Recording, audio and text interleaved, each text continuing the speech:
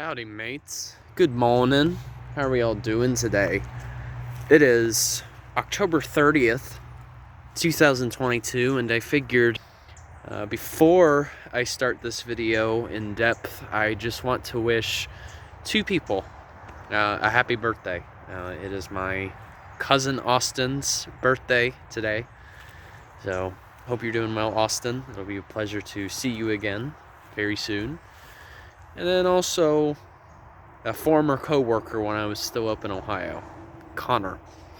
So hopefully this video finds you well, and happy birthday. But I figured since, it's Sunday, it's my day off from work, finally, for a change, I wanted to visit a particular site in which I haven't been. We're actually up by the town of Thono Tosasa. Now, I don't know if that's exactly how you pronounce it, but it's a town that lies just to the east of Tampa. Or, as some of my family likes to say it, tampon. Sorry. I had to throw that in there. But specifically, the location, this is known as the Hillsborough River State Park, and it has both a very natural landscape, which I'll go over more soon, but I'm not going to do it in this video, but it also has a very historical background too. So I'll tell you one thing, as it's now finally getting into the cooler time of the year, it's finally a good time to start doing some more hiking. Finally. And kayaking, you name it.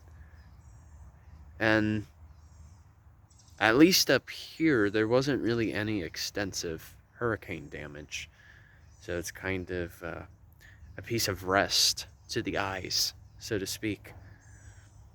But the historical background, I first need to provide an introduction before I go into this place a bit more. So, long story short, you go back around, give or take, 1815 or so, approximately. It could be the year, a couple years after. Either way, this short period was when Andrew Jackson, our common president and also colonel of the United States Army, that's presented on the $20 bill, he made his way down here to Florida by means of conquest, in which basically what he was trying to do was establish settlement down here. But, of course, the way that they were able to do such an action was by means of war. And that's just simply because, they were trying to consult with the Seminoles, but of course the Seminoles were refusing. They didn't want the white man to start making their way down here. And plus, you figure back then, Florida had Spanish occupation, so you also had your classic conquistadors. So basically the Seminole, they already had enough of all the Europeans that were making their way in here. So then for people from the United States, they're like, oh man. So basically a war broke out. This was mostly up in northern Florida. And I tell you, like, Andrew Jackson, he was cruel. He forced Seminoles to evacuate, and he also made orders to just burn everything, whether it be their supplies or even their villages. Andrew Jackson was, for lack of a better term, he was a dick. But not as big of a dick as Christopher Columbus. He was a lot worse. But he was following in his footsteps. So, that being said, The war broke out. This became known as the First Seminole War. So yeah, it was a conflict with the Seminoles. So, eventually, as it approached into 1819, I don't remember the exact year, Andrew Jackson left. He went back up to Tennessee, and essentially the war ended. Not long after, the United States finally bought the state of Florida from Spain in 1821. So, now that we have that type of background, it makes it a little more relevant to discuss some of the history of this place, too, in addition. So, as more white men was trying to make their way down into South Florida, what they wanted to do was to provide more settlement down there. And of course, you got to figure they were met up with more resistance by the Seminole. And I'm just going to rattle off a couple of different names that some of you, I'm sure, have heard. Some people include William Foster. I think that's his first name. You also have Zachary Taylor, too. He was actually a colonel during the time, and the Second Seminole War broke out basically in 1835. That's when it all began. And same thing, like they were trying to propose treaties and whatnot, and it met with no success.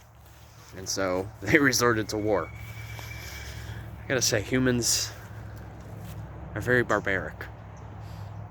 But so yeah, that war basically broke out for a couple of years. Lots of burning of villages. Also an individual by the name of Thomas Jesup. He was a well-known colonel that actually led to helping win the war. So, as the white man was inching its way down throughout the state of Florida, the Seminoles started to retreat. And that's when they went further south, basically in the Everglades, which is essentially where you will still find some of the Seminoles. And they're one of the only tribes that didn't have to do the Trail of Tears.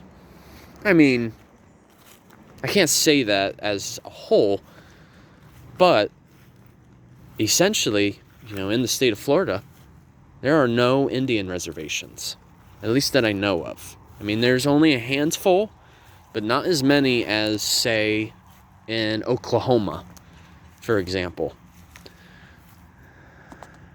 So, not too far from here, just to the north, is Fort Foster. That was used as a defense for the white man.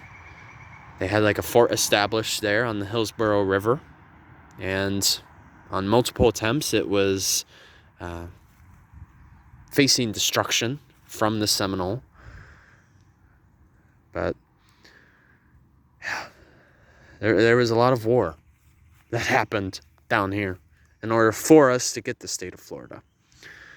So it's unfortunate, just because much of the territory we have now, in the United States, a lot of it was because of exploitation and and extermination of people that were already here. So we have to remember our history, you guys, just because when we don't learn from our history, we are bound to repeat it once again. So, highly recommended spot for you guys if you haven't been, especially if you're into living history and cultural history, like myself. But I will be sure to also provide, a couple of links so you guys can read up a bit more on, like the First and Second Seminole Wars. It was a thing. So, all right. Take care, you guys. Enjoy your Sunday. Take care.